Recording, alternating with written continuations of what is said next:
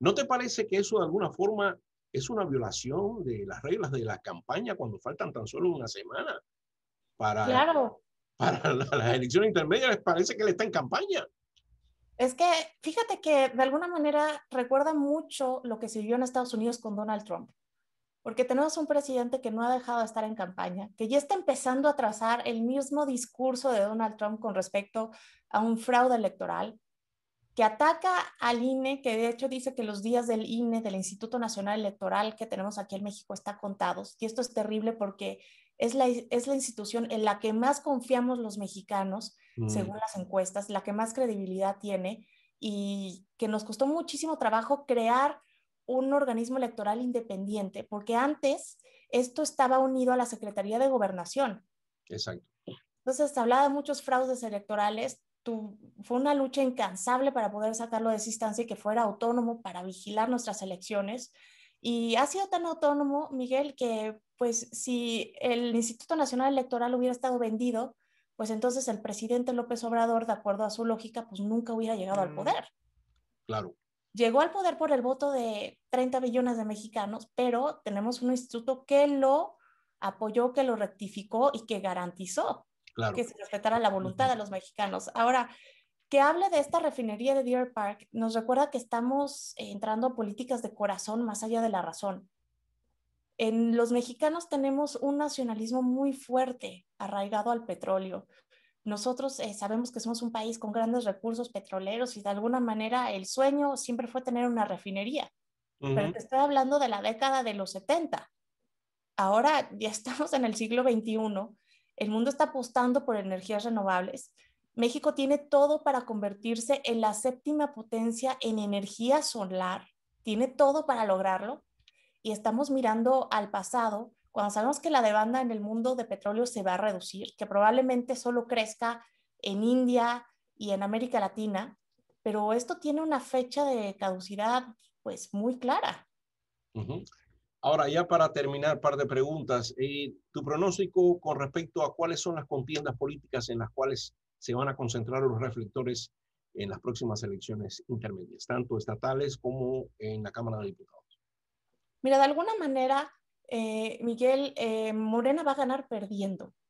No se va a repetir el tsunami del 2018, pero sí va a tener un crecimiento.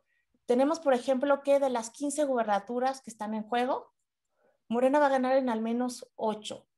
Y si tomamos en cuenta que actualmente gobierna 5, pues ya estaría gobernando en un futuro 13 de las 32 entidades que conforman México. Después, en el tema de la Cámara de Diputados, sí va a retener la mayoría, pero ya no va a tener la mayoría absoluta, Miguel. Sí. Va a tener pues una mayoría simple y esto de alguna manera sí lo va a tener en el poder, pero va a ayudar a reequilibrar un poco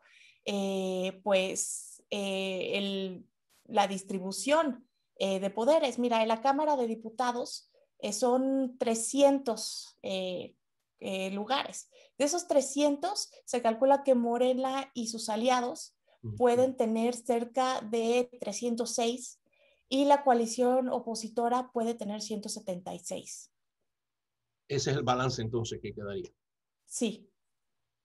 Y última pregunta, ¿qué está pasando con el caso del gobernador de Tamaulipas, Francisco Javier García Cabeza de Vaca, que llevan 2 veces que expiden una orden de aprehensión, incluso envían el expediente, el portafolio con todas las evidencias a las autoridades de Estados Unidos también, que supuestamente lo están investigando por supuestas propiedades que adquirió su familia, que también está bajo investigación aquí en Texas, el FBI y la DEA, y después todo da marcha atrás y aquí no ha pasado nada y tan felices y contentos como siempre. ¿Qué es lo que está pasando? Ha sucedido 2 veces, Stephanie.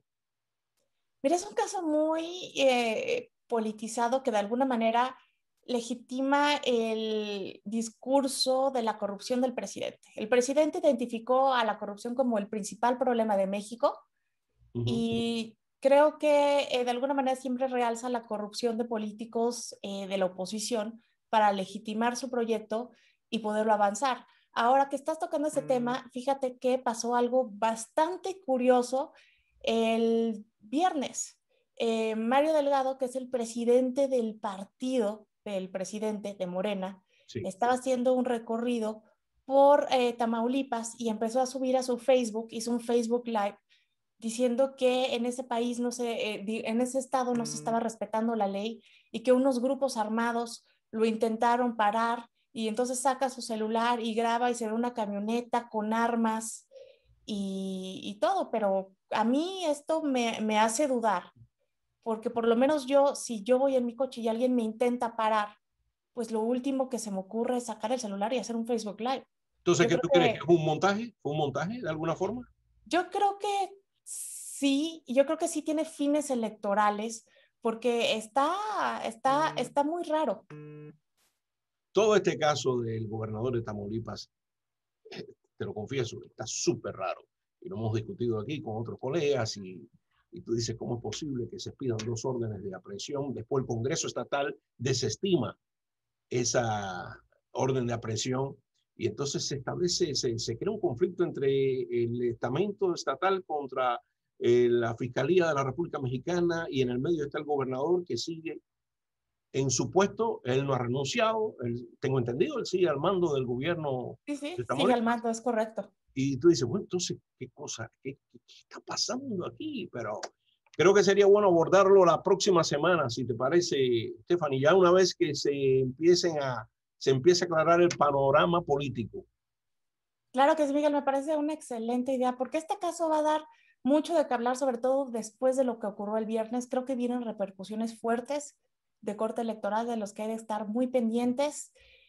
Mientras les recomiendo entrar a mi página de Facebook, Por favor. Stephanie Enaro, para que puedan ver la traducción del artículo del Economist y otros artículos que publico relacionados a las elecciones. Y también me pueden encontrar en mi cuenta de Twitter.